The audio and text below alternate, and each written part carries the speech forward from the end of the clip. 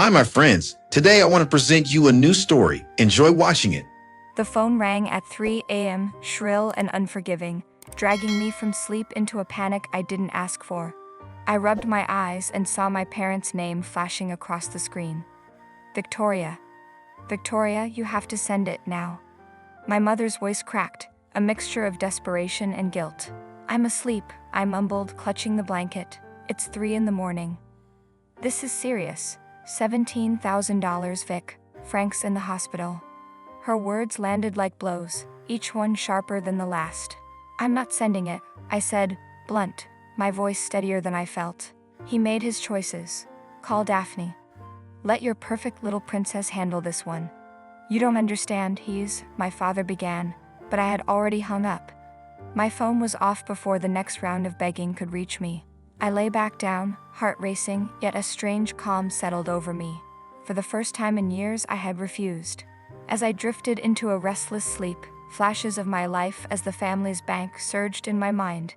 $60,000 for Frank's tuition, $40,000 co-signing Daphne's car, $60,000 more covering maxed-out cards, mortgages, and bills. Every sacrifice had been unacknowledged, every kindness twisted into expectation.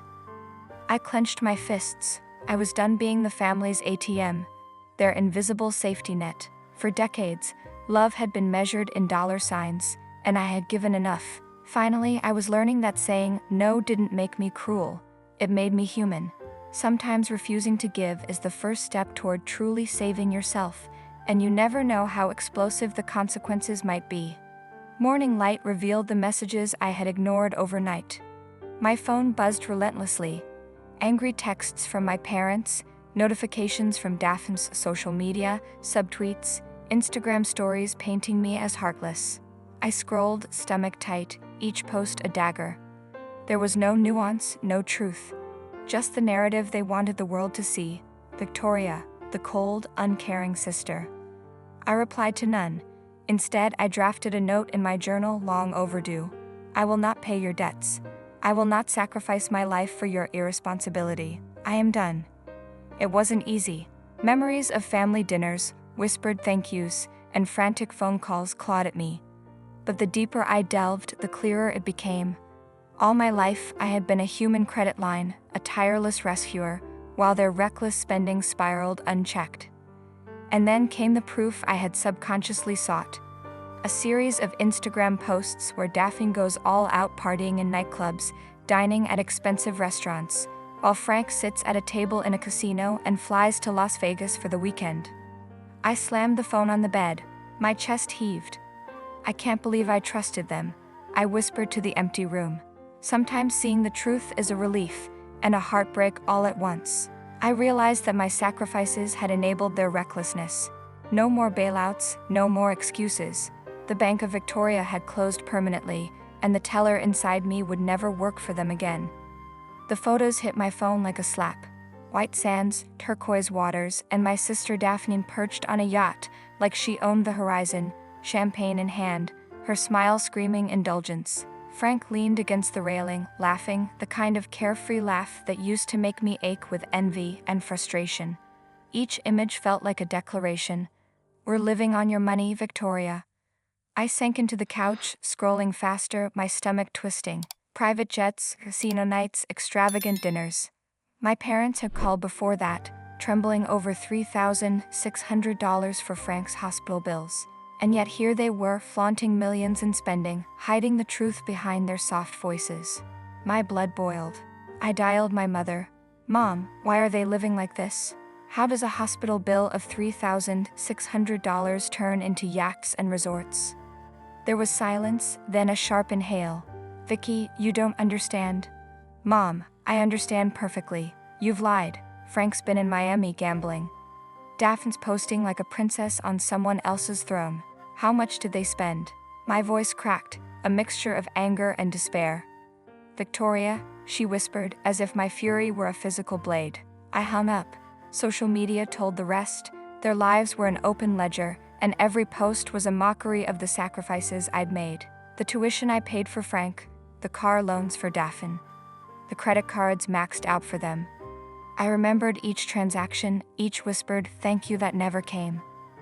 I clenched my fists. For the first time, the family bank was outraged, no longer compliant. The sense of betrayal stung worse than the sight of their yachts glinting in the sun. My resolve hardened. This wasn't just spending, it was deception, a calculated dance designed to test me, to break me. And I would not break. Some betrayals are silent, others scream across Instagram, but all of them demand a reckoning. The phone shattered the silence at 5 a.m., buzzing like a warning siren. My heart lurched before I even saw the caller ID. Victoria, it's urgent, my father's voice trembled. Frank. It's worse than we said. Frank been hospitalized after a casino security altercation and physical resistance to police. They need cash immediately. I froze, the coffee I hadn't brewed yet suddenly irrelevant. There's more, my mother whispered, guilt choking her words. He resisted security, got hurt, and there are charges. They want full payment upfront for treatment, and the police? I cut her off, my voice hard as granite. So you lied. Again. You thought hiding the truth would make me compliant, predictable. Not this time. Let Daphne pay. She's your perfect little princess, isn't she? The line went silent, the weight of my words hanging like a guillotine. I hung up, heart pounding, the adrenaline surging. This was my family's chaos, their recklessness, and for once, I refused to be the safety net. Messages flooded in half an hour later. Daphne's Instagram post showed a glamorous hospital selfie of Frank, captioned like it was a vacation. The comments were a mix of pity and blame aimed squarely at me. Heartless, they typed, how could she not help? I felt the sting of betrayal, not from strangers, but from the people I had supported unconditionally for decades. The anger, the hurt.